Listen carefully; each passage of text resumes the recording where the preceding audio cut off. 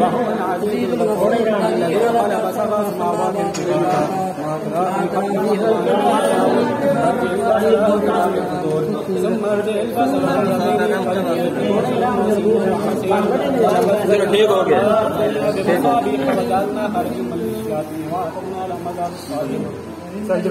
وللذين كفروا بربهم عذاب جهنم وبئس المصير إذا علقوا فيها سمعوا لها شهيقا وهي تفور وقالت الجنة من البيت كلما لقي فيها فوجا سألهم خزنتها ألم يأتكم نذير قالوا بلى قد جاءنا نذير فكذبنا وقلنا ما نزل الله من شيء إن أنتم إلا في ضلال كبير وقالوا لا كنا نسمع أو نعقل ما كنا في أصحاب السعير فاعترفوا بذنبهم فسحقا لأصحاب السعير إن الذين يحكمون هم مغفرة ورزق وأسروا قولكم واجهروا به إنه عليم بذات الصدور ألا يعلم من خلق وهو اللطيف الخبير وهو الذي جعل لكم الأرض جلودا فامشوا في مناكبها وكلوا إليه النشور